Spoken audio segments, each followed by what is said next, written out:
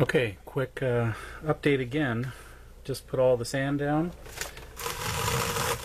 letting it dry. What I did is I put down some Elmer's white glue, spread it around with my finger to get it everywhere, nice and evenly spread, but also because using my finger, certain rivulets in it, and that gives an interesting texture to the sand. There are just slight little perturbations that you would expect to see with wind and possibly even water flow. And I don't know how well it is picking up on the camera, but you can clearly see that texturing of these rivulets from the sand or from the glue with the sand on it. I think it looks really good. Just a nice little happenstance from how I decided to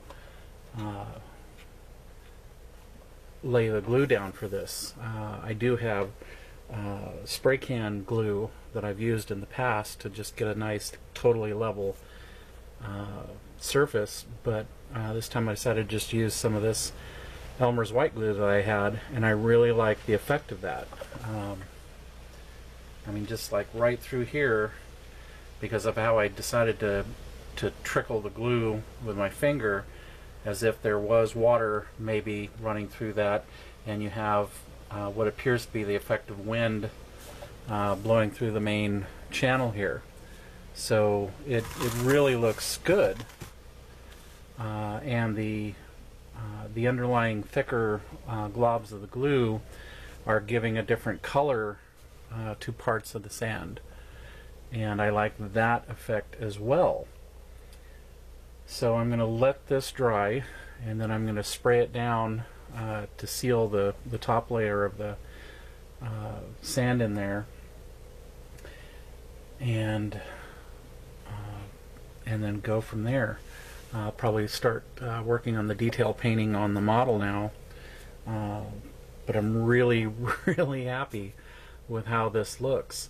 The only thing I'm going to need to do is find the drill hole for the wire, which I made beforehand, and I'll just come up through the bottom side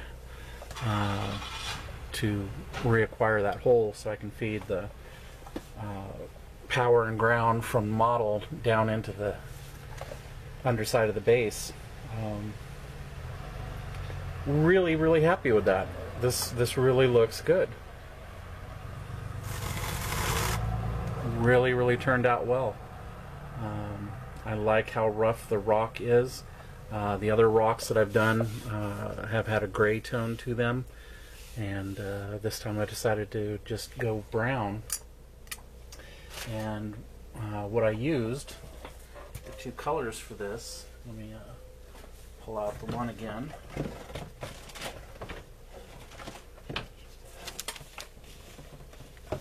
So there's the brown I used. You can pick this up at Walmart. You can pick it up at hobby stores like Hobbytown and Michael's. Just really cheap, inexpensive acrylic. And then for the darker tone, so that's what I used for the base for all the rock. And then for the darker tone, I made use of XF64 Tamiya. This is the dark brown, no, red brown, sorry, red brown. But it was another bottle that I had of it that I had thinned for a previous spray job,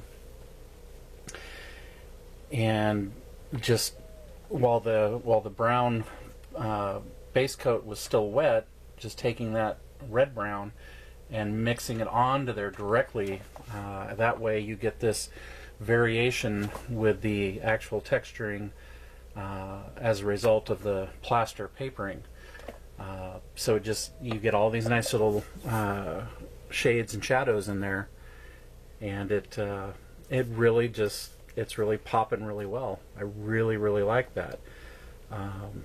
It looks like, you know, the studio Star Trek rocks, which is really cool. So I'm really happy with how this is turning out. And I'm glad I decided the other night to just start in on this Klingon Bird of Prey, to take a break from doing the aircrafts that I was doing for the last month or so. And I started doing the airplanes because I was getting sick of doing spaceships and stuff. So now I'm kind of just bouncing back and forth. But there it is.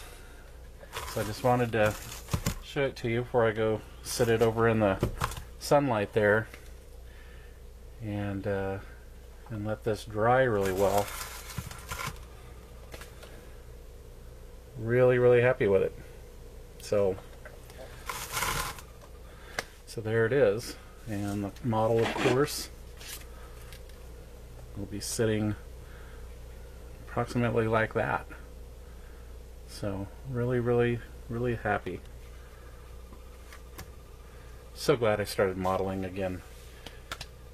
Fun, fun, fun. Thanks.